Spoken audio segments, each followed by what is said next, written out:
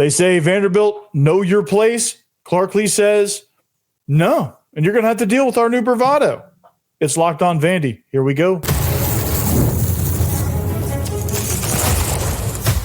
You are Locked On Vandy, your daily podcast on the Vanderbilt Commodores. Part of the Locked On Podcast Network, your team every day. Hey, what's up, everybody? Welcome into the Locked On Vandy podcast on the Locked On Podcast Network. I'm your host, Corey Burton.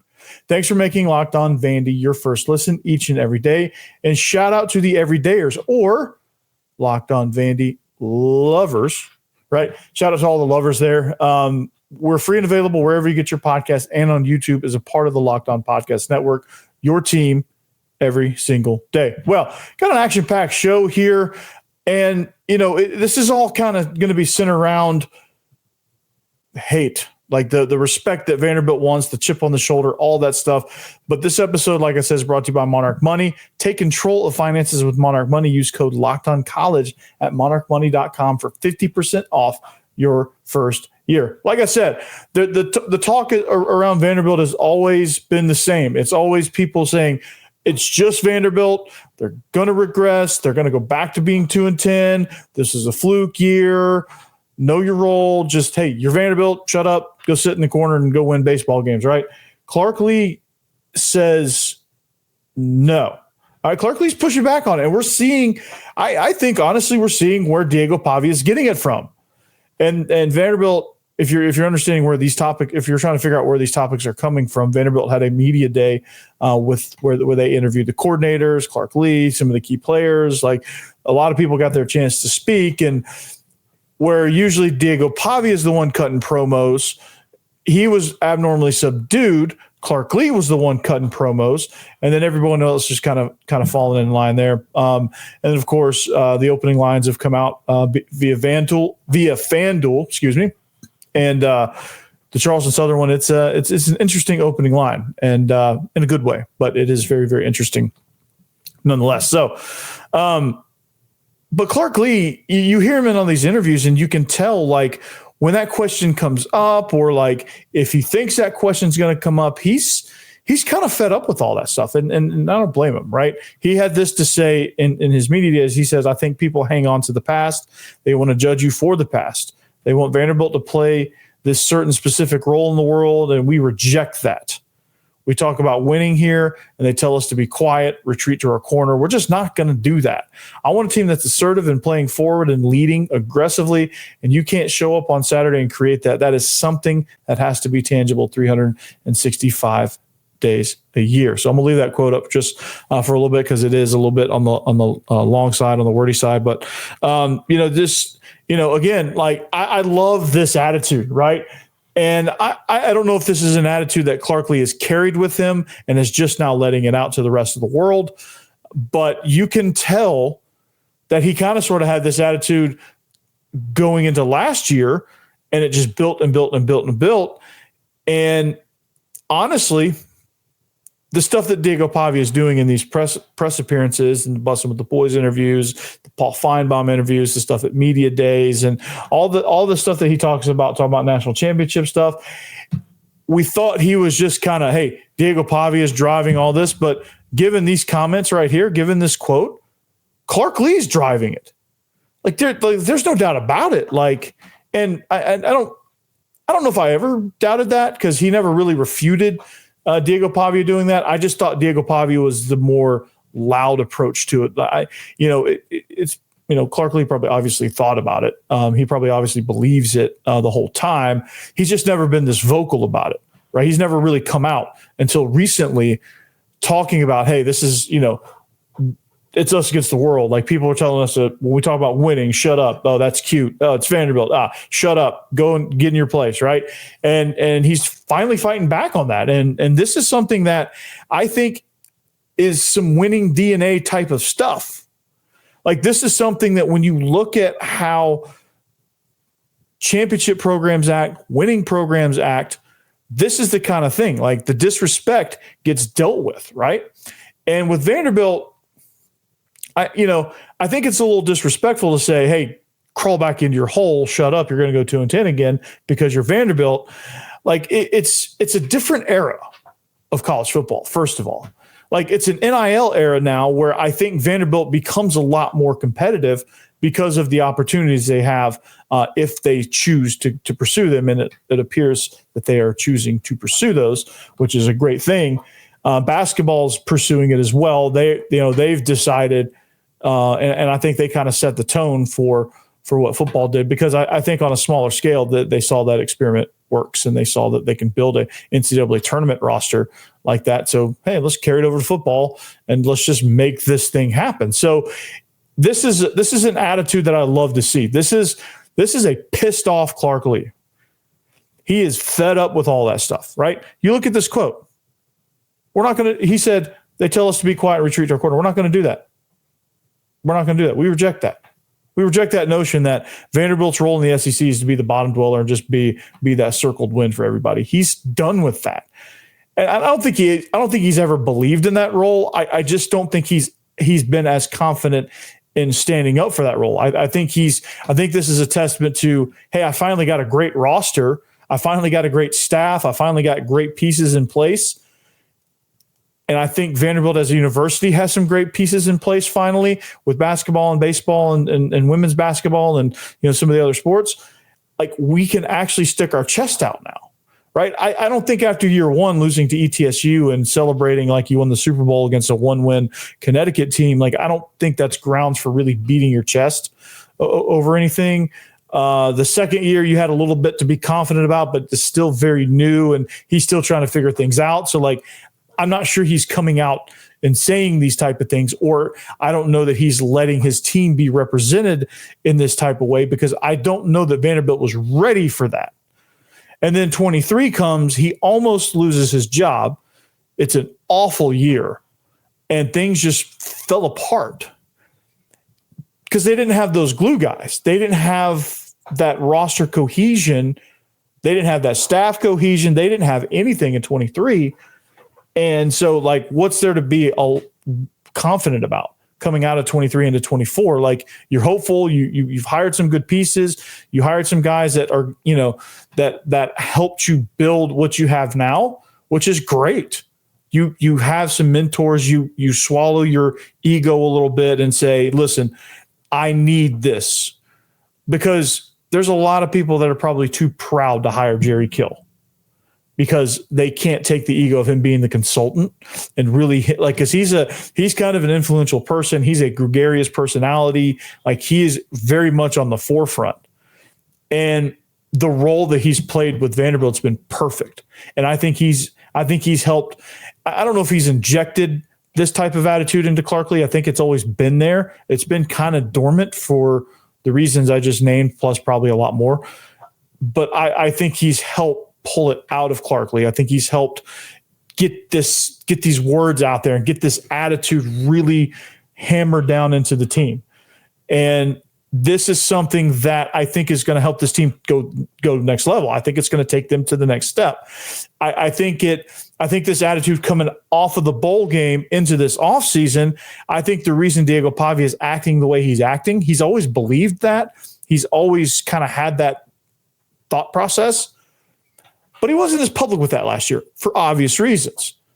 Clark Lea wasn't as public with that coming into last season for obvious reasons, because it's hard to say that coming off a 2-10 season when you don't know if you're going to even win 2 games again. Now you're more established. You've got the deepest roster you've ever had, and now this is the time. This is the time to pounce. And I think the team is going to feed off of that. They already are. And they're having a great camp, for all intents and purposes. I think some of the things are just really just things that coaches like to complain about. I'm a coach as well. And, I totally get everything that they're probably saying is wrong, is probably a way bigger problem in their mind than it probably actually is. So that's just kind of how coaches are wired. I mean, it's just part of it. Right. So him saying this, I'll put this quote one more time, but him saying this is a huge, huge deal for their mentality. It's a huge deal in that fight for respect. I mean, just look at all the positive press that's happening with Vanderbilt, All these people are coming in. The SEC Network put a compilation of their hosts saying, hey, Vanderbilt this, Vanderbilt that, and it's all great things, right? It's Clark Lea doing all these media hits. It's Netflix featuring in 3 episodes Vanderbilt. It's all of this stuff, right? But we get back to the same, it's just Vanderbilt. Shut up. Be happy with winning 3 games. That's where it comes back to.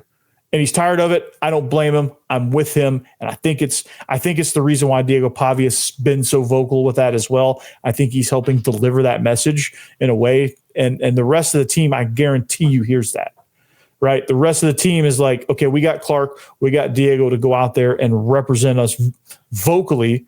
Now we just need to follow suit and take care of business, which I think this defense is going to be.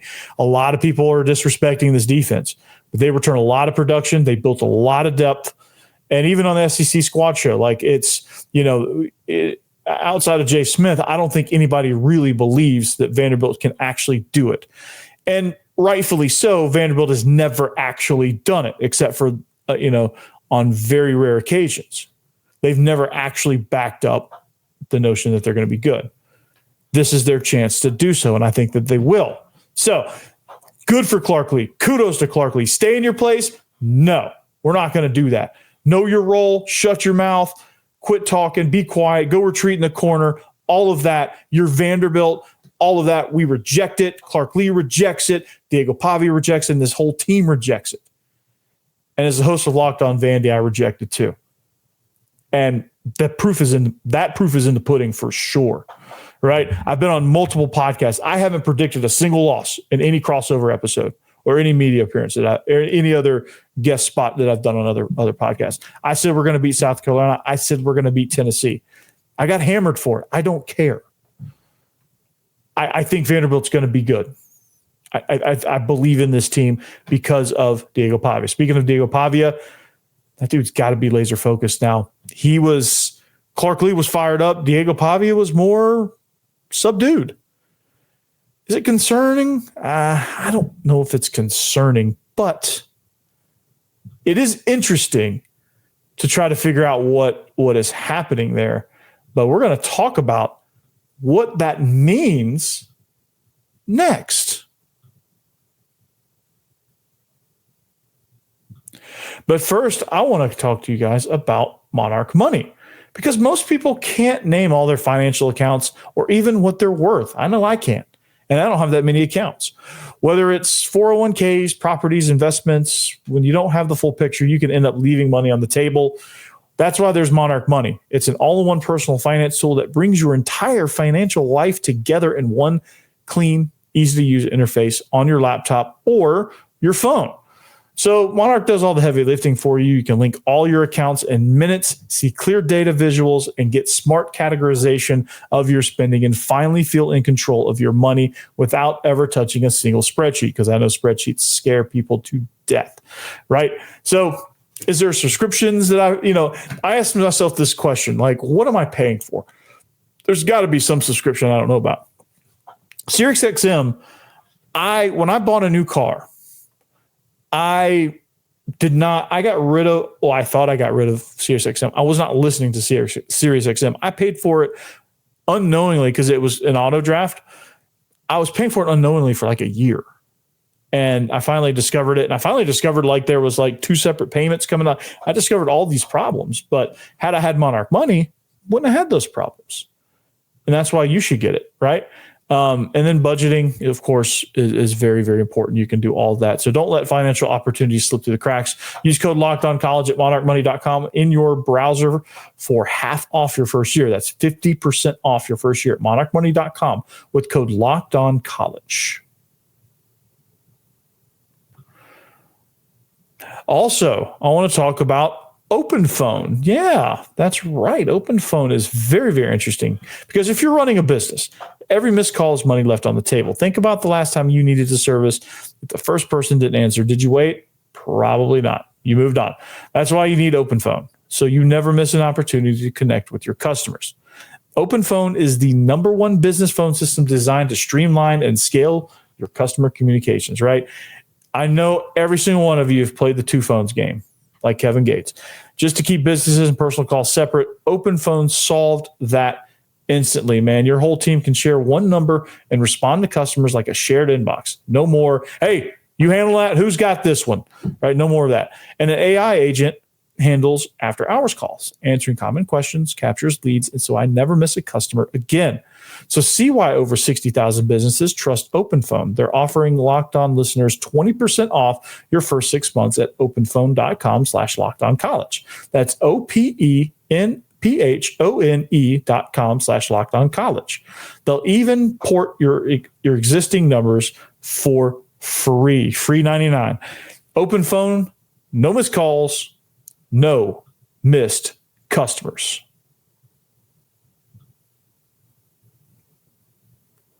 Thanks for making Locked On Vandy your first listen each and every day. We appreciate you, all you lovers, right? Think about the acronym here, right?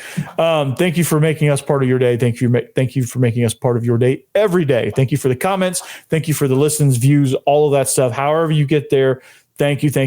Whether you're on YouTube or wherever it is you get your podcast, thank you, right? And to all the opposing fans that happen to stroll by and drop a comment or drop a listen, thank you as well. You mean just as much. So I thank all of you equally. All right. But here's the interesting thing. If you need a second listen, by the way, Locked On SEC's place to go. Chris Gordy covers the entire conference. And we have a whole family of Locked On SEC shows that represent all the teams in the conference. We've got full representation. And everyone is, we are the power conference in everything, including podcasting. So think about that for a second, right? I would put our conference up against any conference hosts in the entire network. I would, like, top to bottom. I would do that. No problems, no qualms, nothing. We have the best lineup. So check them out. All right. Diego Pavia. What do we know about Diego Pavia? Well, we know that this summer he has been a WWE superstar, except for actually fighting in the ring. If it came to promo, like if you told me Diego Pavia is going to have a future in the WWE just on his ability to cut a promo, I would say that is 100% correct. And that still actually might be a possibility. He could join the WWE. He was a wrestler. He can't cut a promo. He's an athlete. Just saying, right? Just saying, Triple H, if you're listening. I don't know why you would be, but Triple H, if you happen to be listening, Diego Pavia, sign him up. All right. But anyway, he can cut a mean promo. That's the point. And in the media days, he's saying all the same things. He's got the same expectations. Nothing's changed there. But he was not quite what we would expect from Diego Pavia. He was a little more subdued. He was a little more like focused and whatever. Right. So obviously when that happens, your first thought is, oh, they got to him. I don't necessarily believe that. Here's the quote, though. Here's what he said. All right. I'm just ready to play football. He said, I think we start here on August 30th. It is, but I know we're really excited as a team to go out and compete. But we've been working towards this, and we obviously have some big goals set in front of us. All right. Now, that's a very, very, it almost feels like when you look at Clark Lea's quote, and you look at Diego Pavia's quote, it's almost like they just traded bodies there for a second, traded brains for a second, right? Because Diego Pavia had a very Clark Lea quote, and Clark Lea had a very Diego Pavia quote in Clark Lea's style, which is wordy, big words, things like that. So I don't, it's interesting because you kind of just overanalyze where's Diego Pavia with this. It's an interesting topic, and it's definitely a midway through fall camp topic as well, right? Why is Diego Pavia now all of a sudden subdued? Has he been I think the red flags go, oh, have they gotten to him? Has Clark Lea said, no, you got to calm down? Has NFL scouts got to him? You got to calm down. Yeah. Honestly, I'll put this quote up again. I read this and just say, this guy's just zeroed in, man. This guy's just tired of talking. I think. I just think he's just ready. Obviously he says it in the quote, but I think he's just ready to go. I think he's ready to say, let's lace him up. Let's strap these helmets on and let's go get it. And that's okay. Like he's laser focused. I think he's just like, okay, it's another question I got to answer. Yeah, and he also might be kind of bored because, everyone's probably, expecting the same thing out of him. People are there waiting. Oh, he's going to get a quote. Oh, Diego Pavia got my recorder. He's going to get a quote, right? He's a quote machine, right? You just stick him up there, put a mic in front of his face and let him roll usually. But he's just focused. Like he's focused on the mission at hand. He's thinking about, he's in season mode now. He's thinking about different things, different scenarios, different ways, and he's still the same guy. He still says that he still has the same expectations. He just said it in a subdued manner. So I don't, and I've read different things, different comments, different feedback, but I don't think Clark Lea or Vanderbilt has gotten to him and said, calm down. Like I know that's everyone's first notion.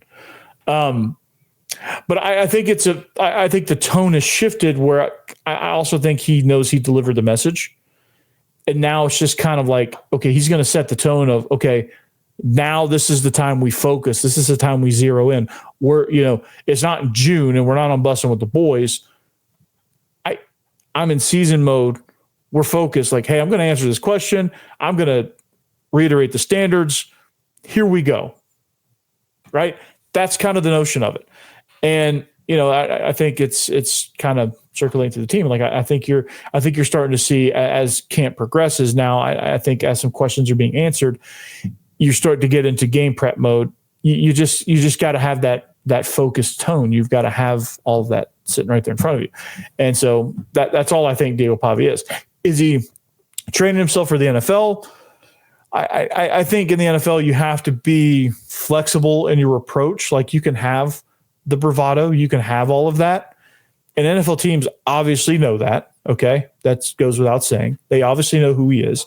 Like like him having one or two like subdued press conferences isn't going to change how teams think about him as somebody that's going to be in front of a microphone. Teams know that when you get Diego Pavia, you get that. And that's okay. To me, I love it. And I think a lot of NFL teams love that confidence.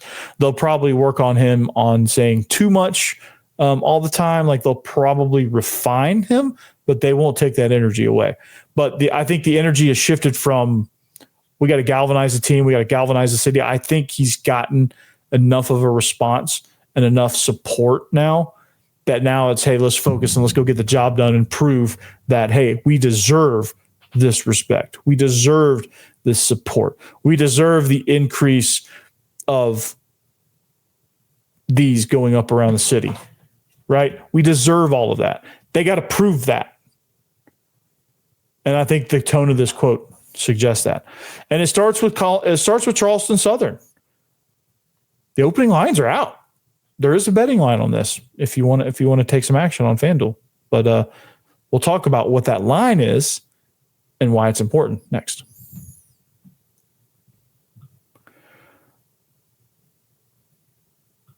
All right, but first, it's going to be Prize Picks. That's right, Prize Picks. I love Prize Picks. I love this way of playing fantasy, right? Because you look at Prize Picks and the daily fantasy platform lets you turn your football predictions into real rewards. Preseason is already heating up, and college football isn't far behind. Whether you got your eye on big-name quarterbacks or breakout running backs, Prize Picks makes it easy to get in the game. You know who I'm most excited about this season? I think, obviously Josh Allen's going to get it done. He's kind of looking. I'm been impressed with Hard Knocks there. Saquon Barkley, can he repeat? Joe Burrow, I think he's going to be really good. Aaron Rodgers, what is he going to do? I'm not so sure about Aaron Rodgers, but. Prize Picks is simple to play. You just pick more or less on 2 to 6 player stat projections. If you get your picks right, you could cash in and win up to 2,000 times your money. Yeah, you heard me right. 2,000 times your money. I've used Prize Picks for a few seasons now, and I love how simple it is. I can get a lineup in before my coffee finishes brewing. I don't really drink coffee, but the analogy works. The flex play option is a total game changer. Even when one of your picks misses, you still doubled my money. Prize Picks puts their members first, so all withdrawals are fast, safe, and secure. So download Prize Picks app today. Use code LOCKEDONCollege to get $50 in lineups after you play your first $5 lineup. That's code LOCKEDONCollege to get $50 in lineups after your first $5 play. Prize Picks. Run your game. This episode is also brought to you by FanDuel. August 26th, that's next week. Coming, it's going to get here fast before you know it. August 26th is officially FanDuel Futures Day, a brand new holiday for football fans who live for bold predictions and preseason hunches. For just 24 hours, FanDuel is giving you deals on NFL preseason predictions, or NFL season predictions, excuse me. So whether you're calling for your MVP, eyeing a long shot division winner, or ready to crown your Super Bowl champ before week 1 even kicks off, this is your moment. So again, who's going to be the MVP? That's going to be an interesting question. I'm going to flip a coin between Lamar and Josh Allen.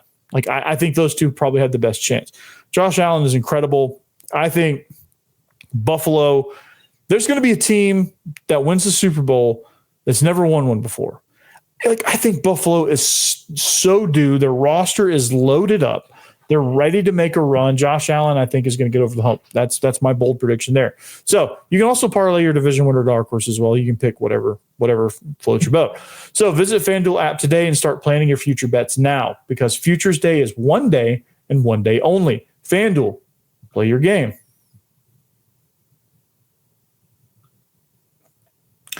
All right, wrapping up the show here, Locked On Vandy. Thanks for making us your first listen. Thank you to you everydayers. Thank you to the lovers out there. And if you don't know what lovers means, LOV in all caps, ER, right? Locked On Vandy, right? LOV, Locked On Vandy, right? So I had to spell it out for you. I don't know. Some of you, if you already got it before I spelled it out, kudos to you. You're the ones I'm talking to, right?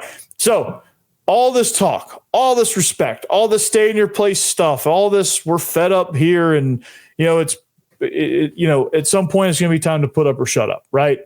And it's going to be time to back it up. And your first opportunity is Charleston Southern, and the opening line has come out, and it's an interesting one because when you see this line, that's not the right line. That's the win totals. I think that's a little low too. I'm smashing the over on that, by the way, while we're at it. All right. This is what I was looking for. All right. Vandy season opener versus Charleston Southern. They are 36.5 point favorites, right? I'm trying to think. I don't know what the line was. I can't remember what the line was for Alcorn State. I no longer have that graphic, but if someone wants to dig through the channel and watch that week, you can. But the opening line is 36.5 against Charleston Southern. That's probably likely to creep up a couple of points. I'm thinking probably by next Friday, next Saturday, it'll be 38.5, I think, is probably where it'll end up. So it's interesting because it's not quite in the 40s. And I don't think Vanderbilt, without playing a game, has really kind of earned the benefit of the doubt there. And I think this is part of the reason why Clark Lea is kind of all up in arms about that. And that's kind of why they've been acting the way they've been acting this offseason, him and Diego Pavia, and the note and everyone kind of anyone that has a chance to talk, like I think is kind of echoing this point, not in quite the way Diego Pavia is, but they're all echoing the same point. We're tired of the same old Vanderbilt stuff, right? But the betting lines don't necessarily reflect that yet. So it's 36.5. So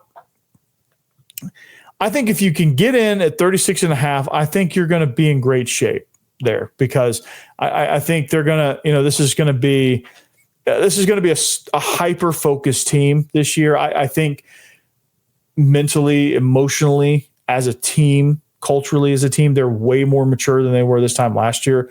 I think they understand what's ahead of them and what they have to do, how close they were to winning 10 games last year. A missed field goal, a miscommunication against Virginia Tech. And then, I think there's, a couple of turnovers against Texas. You probably win that game if you don't turn it over. And even like a illegal motion penalty, I think if they don't get that, they have a chance of going down and scoring, or at least tying it up and sending it in overtime. And then, the rest of the way, I think they earned those losses. I think if they had a deeper roster, they would have won a couple more games. So 9-10 wins were right there on the tip of their grasp, to the tip of their fingertips. So, but 36.5, I think it's a much more focused bunch. It's a deep bunch, and I think it's a group that you're going to be surprised just how explosive they are. And I know you keep reading this offense is struggling, but an offense struggling against defense that knows exactly what you're doing, and you can still make plays against this defense that knows what you're doing. I think this offense is going to be just fine. They were putrid in fall camp last year on offense. They were awful in practices and offense. Like the notion last year was if they score a point, we'll be excited. What did they do? Well, they beat Alabama amongst one thing, scoring 40 points. Like they were great on offense last year, and the preseason reports were awful. So I think reading the reports now, going into this season, gives you a lot more confidence, or should give you a lot more confidence. So as of right now, I'm taking that minus 36.5. I think they win by 40 against Charleston Southern. Charleston Southern coming in awful. They are awful. They were 1-11 last year. There's not a ton of hope there. But I think 36.5 is low, and hopefully for betting purposes, it stays that low, right? Hopefully Vegas is like, okay, we're going to set these lines really low. That could mean more cash on FanDuel. So anyway, that's all we got. That's all I got, right? Stay in your lane. No. And that's going to be the notion. That's going to be the theme of this year. Vanderbilt is going to take control of their respect. They're going to earn it this year. That is the theme for this year. The chip on the shoulder. This is just the latest example of that. And I love it. I'm here for it. Like, I'm here for the attitude era of Vanderbilt football. Let's see. Let's see what they do. That's all we got. See you back here next time. Locked On Vandy. Peace.